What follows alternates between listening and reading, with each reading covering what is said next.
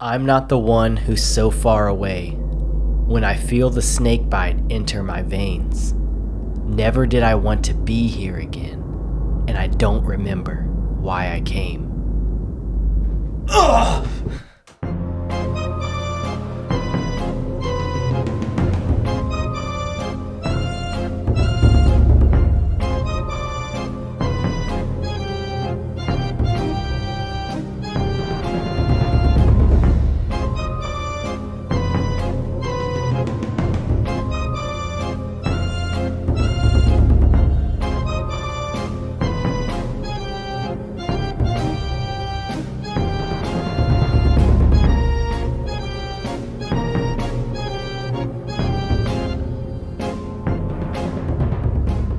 Good morning, good afternoon, or good evening. You're listening to Off-Brand Horror. I'm Casey Becker. And I'm Ghostface. I thought you were going to say the line. What line? What's your favorite scary movie? What's your favorite scary movie? Whew, how was the audio on that one? Was it better or worse than the Michael Myers mask? I feel like that one was better. A little better? Mm-hmm. Not as muffled. About dropped that. Alrighty. Well, we are 6 days away from Halloween, folks. It is right around the corner. Right around the corner. It is coming up quick. God, it went by fast this year. I know. Man. That's what happens when you get older. Just Yeah. flies on by. Flies by. Well, we are dressed up as Ghostface and Casey Becker from the first Scream. You guys probably remember we posted the pictures on the Was There a Real Michael Myers episode. And since it's, so close to Halloween, we wanted to dress up again as what may be my favorite horror movie. And today we are talking about horror movies. Isn't that right, Kristen? Mm-hmm. Specifically, cursed horror movies or cursed production of those horror movies. Really? Mm-hmm. Are you ready to hear them? We are going to start with the Poltergeist trilogy, which is probably the most famously cursed movie set. I remember hearing about that, but I don't remember exactly how they're cursed. So.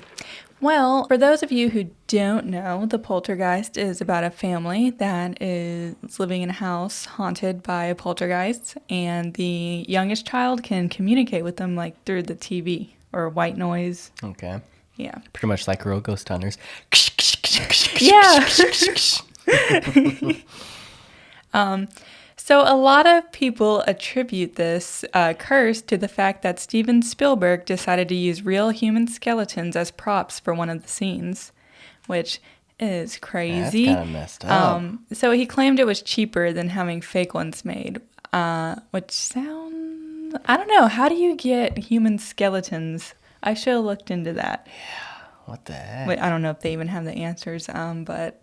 It seems weird to be able to procure human skeletons, but not fake ones. Yeah, like how did you... Yeah. He must have had a hookup or something. Yeah, he freaking knew a serial killer. Oh, no. Heather O'Rourke, the little girl who talked to the spirits of the TV, died at only the age of 12. Wow. Of cardiac arrest and septic shock at just a few months before the release of the third movie. And then 2 of the other cast members were murdered. Wow. So, the reason why this is one of the most famously cursed is because it seems like a lot of the cast members died of untimely deaths. The older daughter in the first film was attacked and killed by her ex a few months after the first film's release. And then Lou Perryman, years later, was murdered by a recently released ex-convict. Wow. And Julian Beck, who starred as Kane in the second Poltergeist, died of stomach cancer a few months before the movie was released to theaters. And they're all passing around the time of the release of their movies. A lot of death surrounding it and also right at the same time. Except for Lou Perryman, he was, murdered in 2009, which was really far after the movie's release, but people kind of like added in there to the curse. Yeah. Because it was a weird death as well. Yeah. And then Will Sampson died a year after the second film was released from malnutrition and post-operative kidney failure. So our second one is going to be The Conjuring. The Conjuring. Yes, the first one. Okay. Which is a movie based on the real-life events of the Perron family who moved into a haunted house. Many of the actors, even the Perrons themselves, had some seemingly supernatural things happen to them during the filming of this movie. So Vera Farmiga, the actress who portrayed Lorraine Warren, started having experience before the film even started. One day, while on her laptop, she received a call about casting and her interest in being in the movie. She closed her laptop while on the call, and when it was over, she opened it back up, only to see what looked like 3 claw marks across the screen. So, it wasn't, dug in claw marks. She said it was, digital, so I guess the screen got messed up or pixelated or something. There was, 3, slashes across the screen. Yeah, the LCD broke. Yeah, and that was right after she got off of a call for planning to be in the movie. And even stranger, later during the filming of the movie, 3 claw marks appeared on her thigh. She would also frequently wake up during the witching hour during the filming. And it's kind of reminiscent of what actually happened in the movie, how the mother would wake up with bruises and not know where they came from. That was the first one, right? Yeah. Yeah, that is very reminiscent of that. So it's the things that were happening to the family were happening to the cast. Oh gosh. And Vera was not the only cast member to have marks appear on her body. Joey King, the actress who played Christine, one of the Perron children, ended up with strange bruises after a couple of weeks of shooting, even though she was not allowed to perform any stunts, so she was not involved with anything that would cause the bruising. So they're all experiencing what the mother in the movie experienced. And our last movie, The Omen.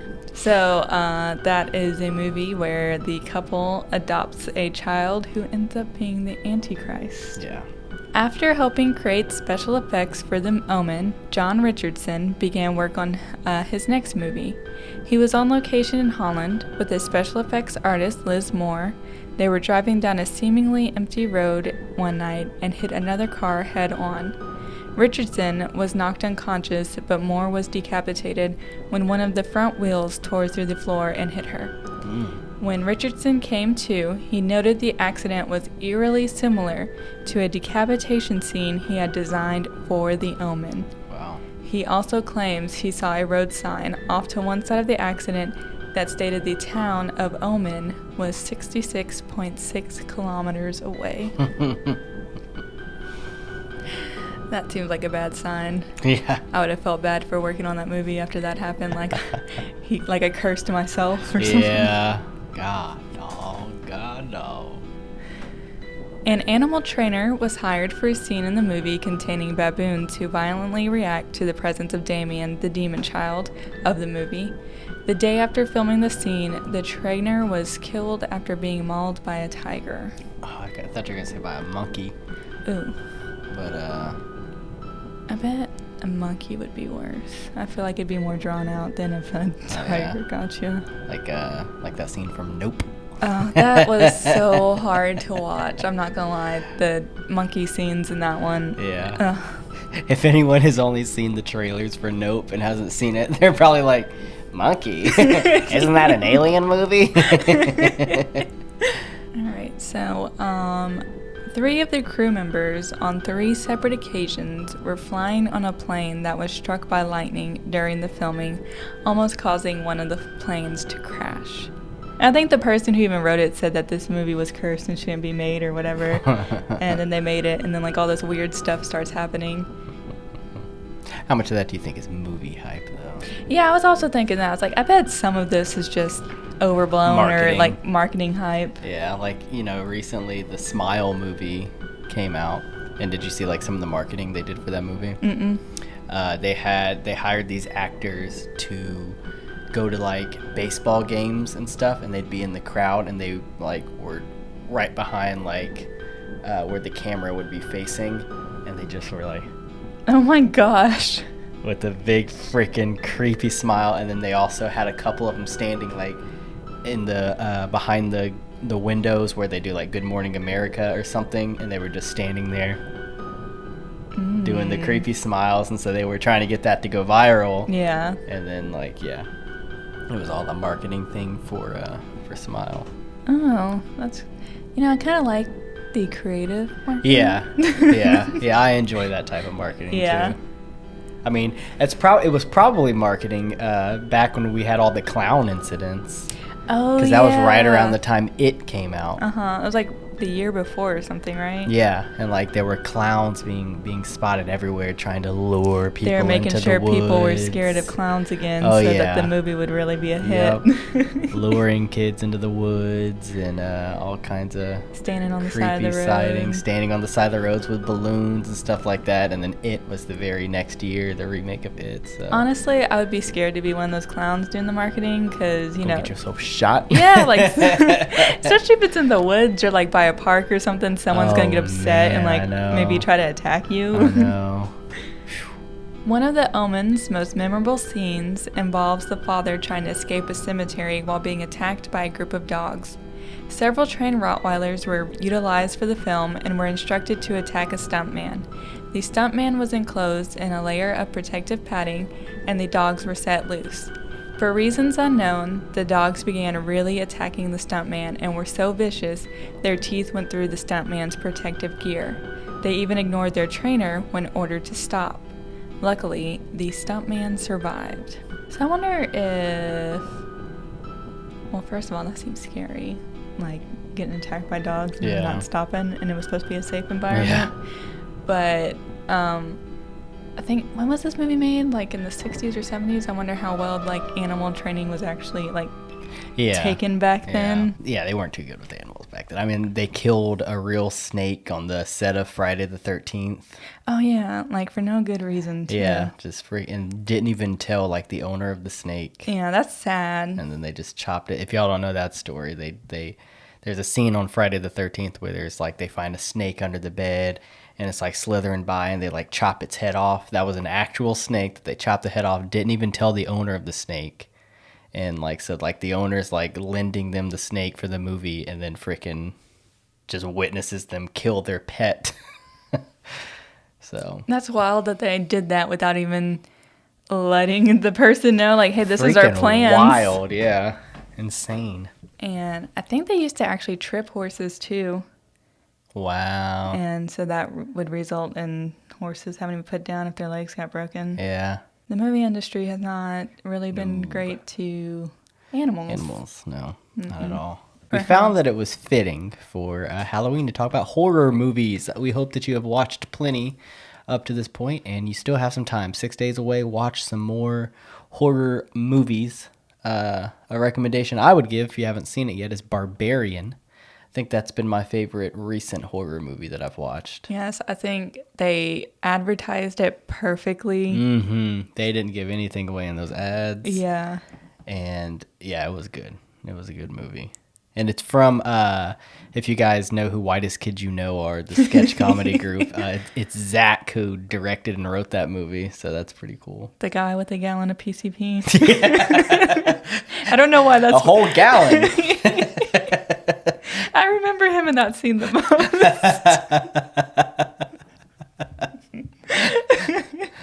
I remember him most as playing Abe Lincoln. Yeah, that was another one. Now you up. You have fucked up now.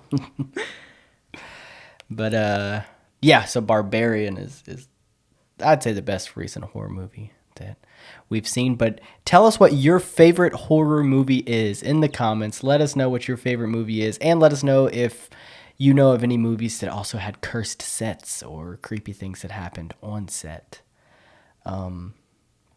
But yeah, we're going to go ahead and take a short commercial break, and we will be right back with more Off-Brand Horror.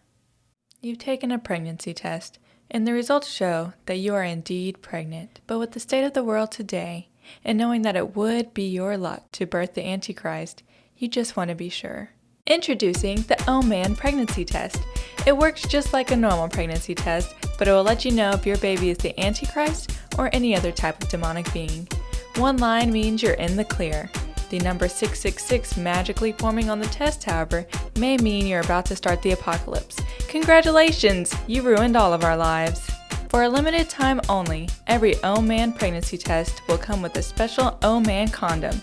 So the next time that your man decides to release the beast, you can practice safe sex. That's right, catch that demon semen before it ever does the devil's work with the Oh Man condom. And just in case, have the Oh Man pregnancy test on hand. Oh Man! It's a play on Omen if you haven't figured it out by now. You know, the movie about the Antichrist? Whatever. How do you turn this thing off? Krystal? Is that you? Hi, Crowley. What are you summoning me for? Why are you hanging out with this human? Look, we don't have much time. We've been abducted by the smiling man. Is he one of yours? No, I always assumed he was one of yours. Due to the smile thing, you know. No, he's not. He's abducted me and we're stuck here. We don't know what his plan is, but I was hoping to make a deal with you to get us out. Krystal, you know what I require for a deal, and you don't have a soul. But he does. I thought gingers didn't have souls. You see what I mean about humans, Krystal? With their stupid senses of humor. Yes, you have a soul, boy. Everyone has a soul unless they make a deal with me. Krystal, you are powerful enough to escape purgatory. You know that's where you are? Yes. You have the power to leave. You know that. Why are you... Oh, I see. You've grown a soft spot for this human over here, haven't you? And you know that you could leave, but he'd still be stuck. Does he know what you are? Very well. Stand up, boy.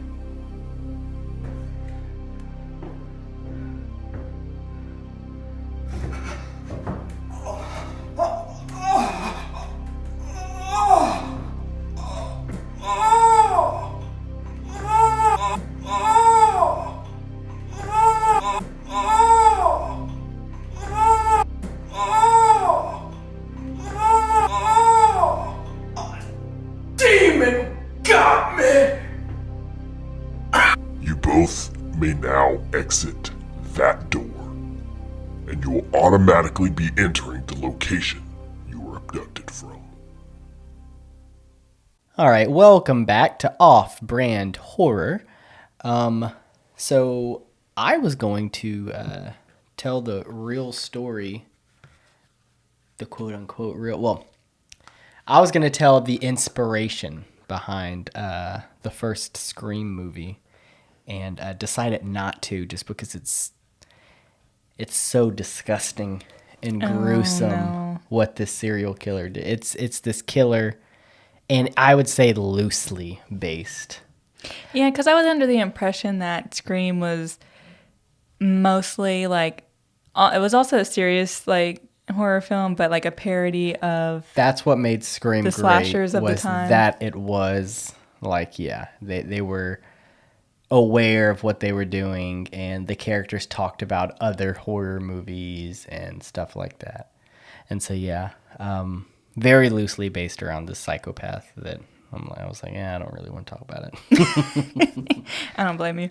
I was a little uncomfortable on talking about some of the deaths on the cursed films. I was like, I feel kind of, I don't know, it feels exploitative, I guess, Yeah. of their Yeah. death. But what I am going to do is talk a little bit about the history of Halloween. But before we do that, I do just want to touch base on Cool Josh and Crystal Weathers. We're still checking in on that live feed that we have of them. If we have anything, we'll be editing into the episode. That's all. We're trying to hope for the best, and just do this. This is 6 days away from Halloween, and so we're trying to just get on through this and have ourselves an okay time while hoping for the best with them. So so I figured the way I wanted to do this was a little different, talking about these, because this is a different kind of episode than what we've done. Usually we like to tell spooky stories like campfire stories or real life stories that kind of give you the creeps. And we took kind of a different direction with this episode. Hopefully you guys still like it. Talking about just facts about these horror movies. Figured we change it up for the season, you know. Yeah, dude, switch it up a little bit, and you know, we'll get back to telling spooky stories. We promise. This is just, we wanted to try to something a little bit different, and even more different here is I am going to quiz Kristen here On Halloween. Oh. And if you get the answer correct, you get a piece of candy. Ah, that's why you brought them in here. Exciting. And if you get it wrong, you do not get any candy. So, Hopefully I know some Halloween facts. everyone try to follow along. Answer at home, too. Which is older? Halloween or Christianity?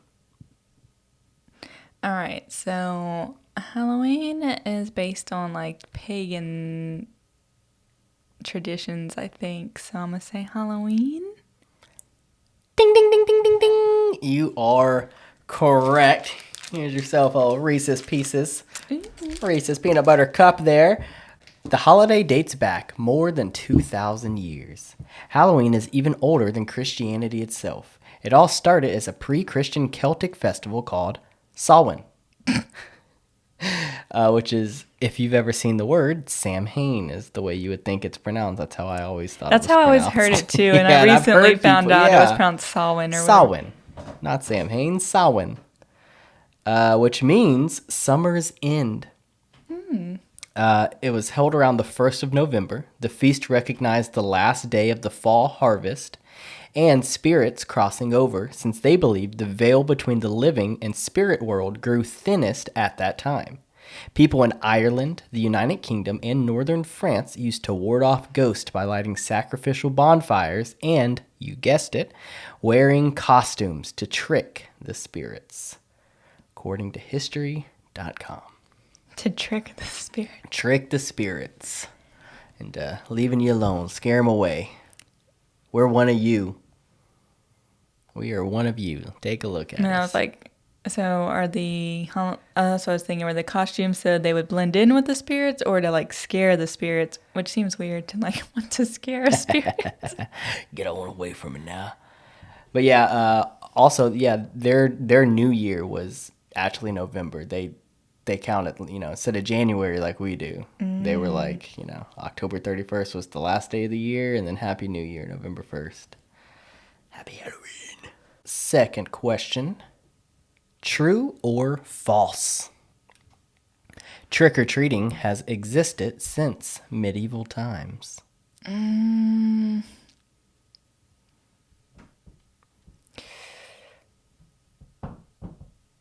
False. Sorry, the answer is true. You get no candy. You get no candy for that one. Taking candy from strangers on one night a year and one night only isn't a new tradition. Back then, it was known as guising in Scotland and Ireland. Young people dressed up in costumes and went door to door looking for food or money in exchange for songs, poems, or other tricks they performed. Oh, that's cute. Today, the tradition has morphed into children getting dressed up and asking for candy. Hardly anyone performs for their candy these days, but a simple thank you would go a long way. Yeah, I feel like that might be a little awkward if the kids were trying to perform. I'm going to demand a performance back. Let's go ahead and let's see that trick first now. Dance for me. Hey! Like, it'd be cute, like, for one or two, but then, like, every single group that came by had to, like, dance or sing or something. I was like, all right, just take your candy. Let's just say trick or treat. Question number 3 for you. True or false? Bobbing for apples is not an original Halloween tradition, but eventually found its way to Halloween parties in American culture. Oh, these questions are hard. You know I had to do you good. What was the question again? Sorry, like, what was true or false? If it was American or Bobbing for apples is not a Halloween tradition. true. That is false. Gosh. Bobbing for apples is a Halloween tradition. Happens around Halloween. Matter of fact, a couple more facts about bobbing for apples. During the 18th century, single ladies devised Halloween traditions that were supposed to help them find their romantic match. According to History.com, women used to throw apple peels over their shoulder, hoping to see their future husband's initials in the pattern when they landed. When they bobbed for apples at parties, the winner would supposedly marry first. And most spookily, they even used to stand in a dark room holding a candle in front of a mirror to look for their future husband's face to appear in the glass. Jeez. Freaking psycho. I mean, like, we did, like, I guess similar stuff as kids, like the little, like, games we would play, but that seems, like, cultish. Yeah. Like Bloody Mary, but freaking Bloody husband. Bloody husband. Bobbing for apples yeah. to see who got married first. Yeah, and you didn't know that was a Halloween tradition? Well, I figured maybe it was a more recent one. Because you said, is it like a... Yeah, I threw that in there. Because I read these facts from this article, and then I devised the questions. So You little tricker. Alrighty. Trickster. Trickster or treater. Halloween is the second largest commercial holiday in the country. I feel like that is true because didn't they say like people are starting to decorate more for Halloween now? Like it's becoming a lot more popular. Is that your final answer? Don't you try to trick me into telling you anything. Commercial? All right, so Christmas is obviously like the biggest commercial one. Yeah, I'm gonna go and say true. Stop looking at me like, just give me the answer. Ding, ding, ding, ding, ding, ding, ding, ding. Give me an almond joy. You are correct. You got yourself an almond joy there. So Halloween is the second largest commercial holiday in the country. It ranks second only after Christmas. Consumers spent approximately $9 billion on Halloween in 2019, according to the National Retail Federation. Spending was down a bit in 2020 because of the COVID-19 pandemic. Yeah, why even note it? We all know. But Americans still forked over $8 billion overall. Oh, shoot. Or an average of $92 per person. All right, the movie Hocus Pocus, which we watched very recently, almost starred Leonardo DiCaprio. I can see him as Binks. But, starred. Oh, maybe as, like, the kid who lit the candle. I did read, didn't Christian Bale recently say, people only get roles because Leonardo turns them down? So maybe that was a sign to say true? It's probably false, though, isn't it? Is that your final answer? That seems like a weird one to bring up, so I'm going to say true. Ding, ding, ding, ding, ding. Got yourself Kit Kat.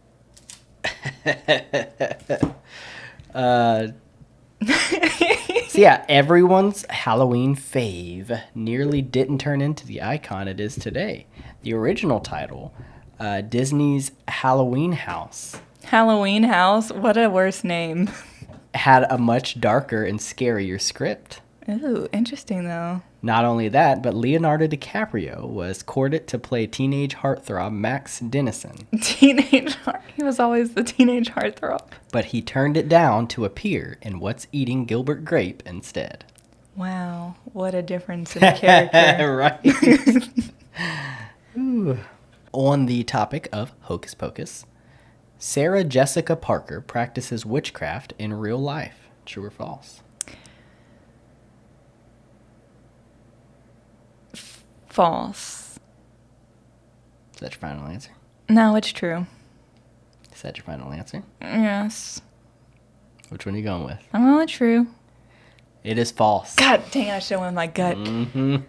Sure enough. She didn't strike me as the type. However, there is an interesting fact here. Yeah. Sarah Jessica Parker, Yeah, I thought you had to bring it up for some reason. I was like, well, maybe I should say true. who plays a witch who was executed during the Salem witch trials, while researching her family history for the show Who Do You Think You Are, Parker was shocked to discover that her 10th great-grandmother, Esther Elwell, was arrested in Salem in the late 1600s for committing sundry acts of witchcraft and choking a neighbor to death. Esther's case never went to court. She escaped with her life, and the accusation ended the Salem witch trials. Her accusation ended the trials? Mm-hmm. Oh, that's crazy. Parker said, "It has changed everything about who I thought I was." I wish I knew more about my family history. All right. What is the top Halloween candy? This is multiple choice. What is the top Halloween candy? Is it A, Skittles, B, Reese's Peanut Butter Cups, C, Snickers, or D, M&M's? Oh, that's hard. I'm going to go and cross out Snickers. I don't know, like, Reese's might be deceptive because it's like orange and brown, which is kind of like a Halloween color, so it makes it seem like it would be a Halloween candy. M&M's and Skittles, though, seem like a go-to. Like, those are... I'm going to go with Reese's. Is that your final answer? Mm-hmm. I'm sorry. The answer is A, Skittles. I knew it was one of those fruity ones. Isn't that wild? That's weird because, like, I don't know, like, I wouldn't Halloween have expected seems to Skittles. be, like, chocolate is, like, the main thing. Yeah, I wouldn't have expected it, but the bite-sized fruit candies outranked M&M's, Snickers, and Reese's Cups, according to 11 years of sales data from CandyStore.com. So adults are buying the Skittles, like... And even though candy corn made the top 10, the tri-colored treats also ranked among the worst Halloween candies, according to CandyStore.com's survey. No wonder Halloween night candy trades can get so heated. All right, and we have one more question for you.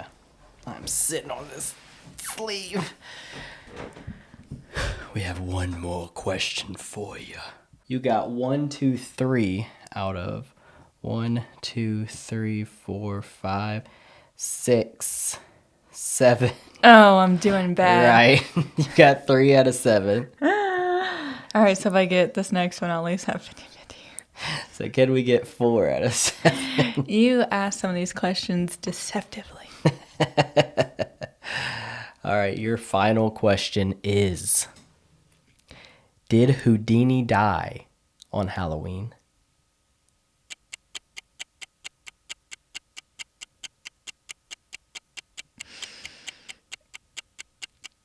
I honestly have no idea. No, I'm going to say false. I feel like that would have been... I'm going to say false. We probably just rumored that it died on Halloween. Is that your final answer? Oh, man. Oh, no. Yes, that's my final answer. Ew.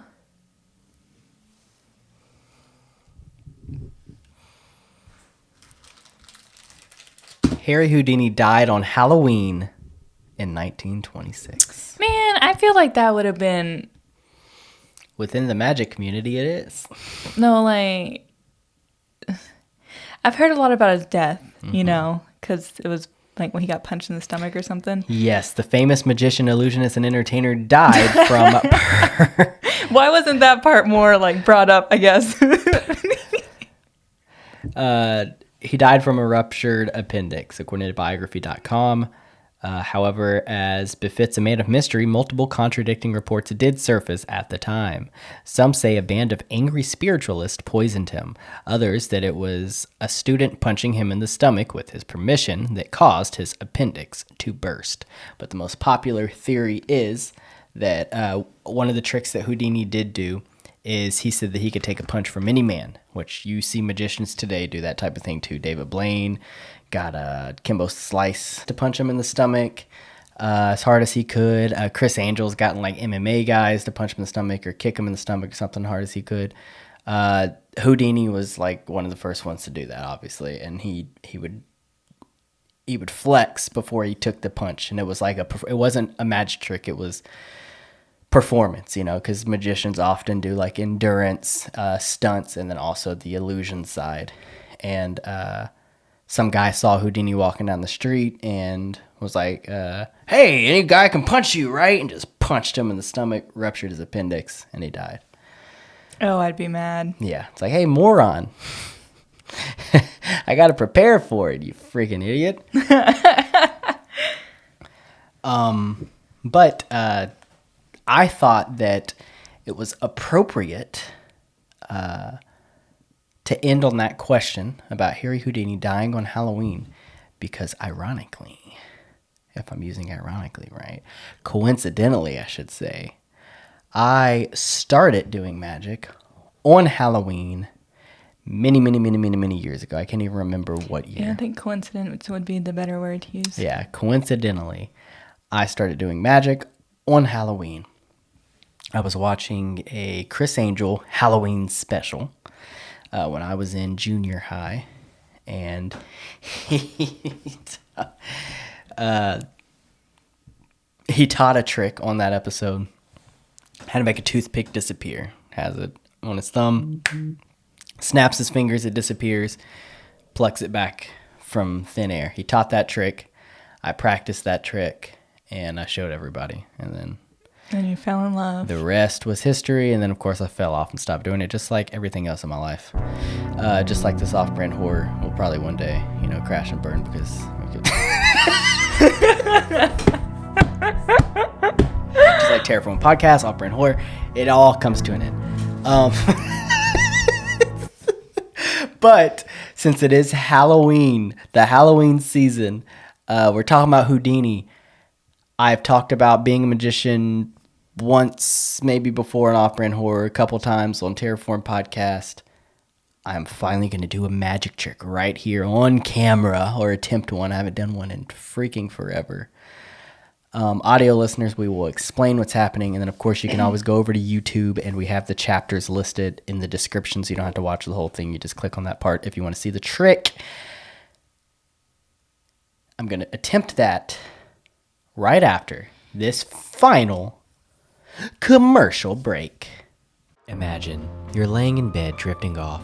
Your foot slips from under the blanket and hangs slightly off the bed. Then all of a sudden, you feel something grab your foot. You scream bloody murder. Your family runs to check on you. You ask them to check under your bed. They do, and there's nothing there. They tell you to stop being so cliche. What is there, a monster under your bed? You're imagining things. Go to bed. No one believes you, but we do. Call us at 858-215-4455 and tell us about your monster under the bed experiences. We will listen to it, research it, and reveal our findings on Off-Brand Horror. You can also text us at that same number, 858-215-4455, and tell us your story that way. We will tell your story to the world. We'll talk to you soon. Keep that camera on for me. Ladies and gentlemen, if you don't remember, my name is Howard Blakely. All right. Now, Josh and Kristen told me, just do your job. After what I talked about last week, just do your job. No one wants to hear none of that extra crap. It ain't crap. It ain't crap what I'm preaching here, all right? I want you to listen to me. Some of you wrote into the show saying you had a problem with something that I said. I said I am the light of the world last week. Now, some of y'all said, you can't say that. That's what Jesus said. You ain't no Jesus. Well, look here, beloved. I am a little God. I have his name. I am one with him. I'm in a covenant relationship. I am a little God, so critics, be gone. You are anything that he is, and you best believe it. I believe it, and I believe you, even when no one else will. We'll see you next week.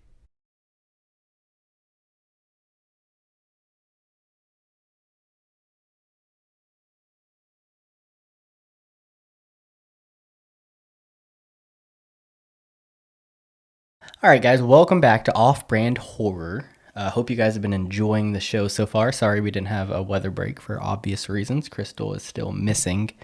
But I did promise a magic trick, and that's what I'm going to do. Any audio listeners, we have chapters on YouTube, so you can go there to see it, but we'll try to explain what's going on as well. So I have a deck of cards here, and I'm going to get Kristen here to just pull out any one of those cards you want.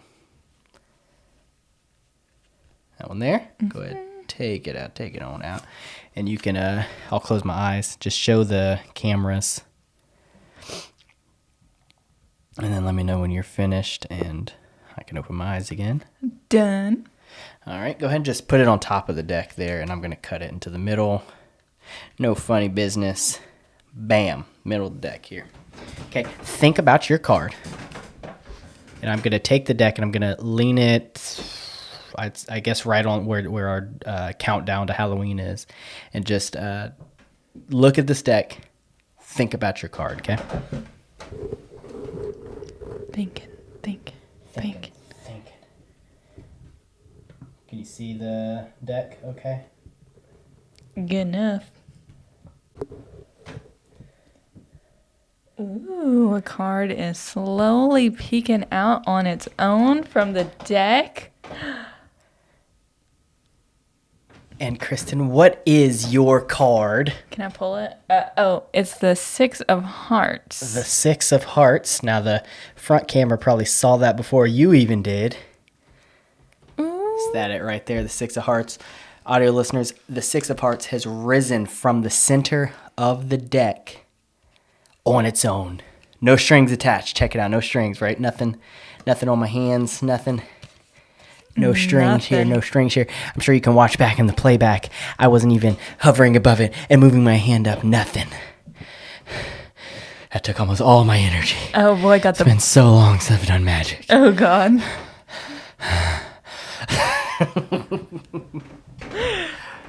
Oh man. All right, that was horrible. No, you're talking about that was good. Haven't done magic in forever, but hopefully you guys enjoyed that. Using a little witchcraft on our Halloween I was episodes. honestly trying to think about the chant that they do on Hocus Pocus. Angel March. Oh, was it? Ichitamalaka. Yeah, Ichitamalaka. I was trying to think of that. Ichitamalaka Mystic or something. Yeah. Rise up from the deck. Ichimataka. Oh my god, you should have did that. Come on up. What the heck?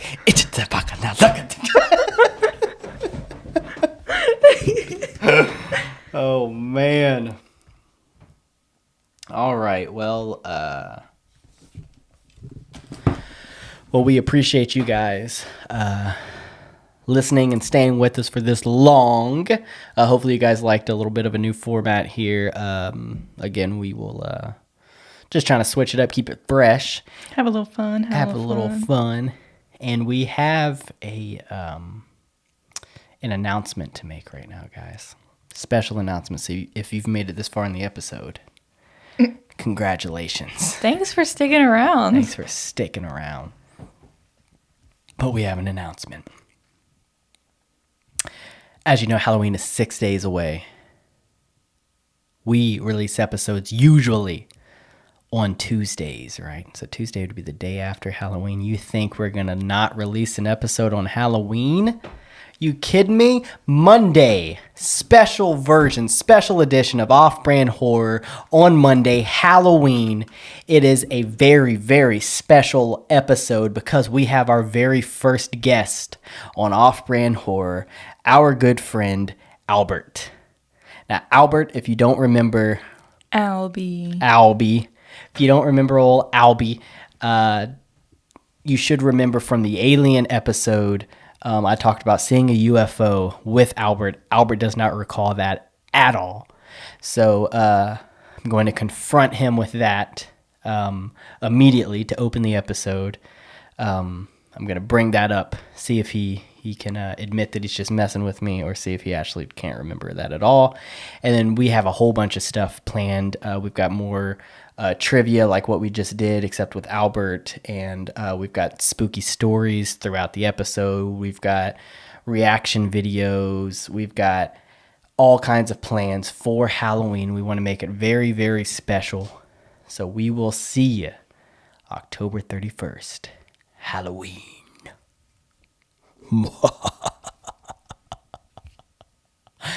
Bye. The store.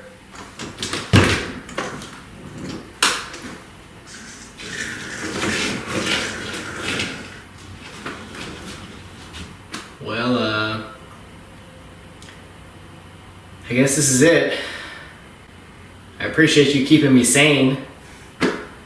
I guess I'll see you at work, maybe.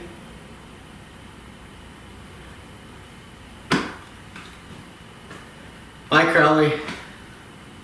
Bye, Krystal.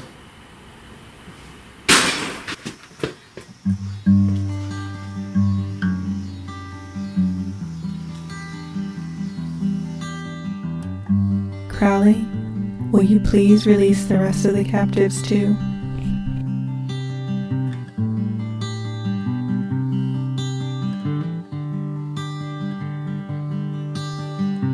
Krystal?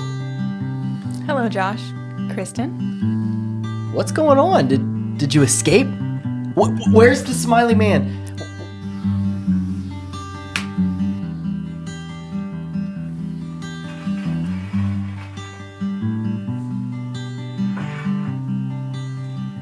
It's okay, Josh. It's all okay now. Cool Josh and I are out of his clutches. I also found your friend who was abducted, and she's back home now as well. Oh, well, good, I guess. I guess we get to all have a happy Halloween after all. I'll see you next week, Josh. See you, Krystal.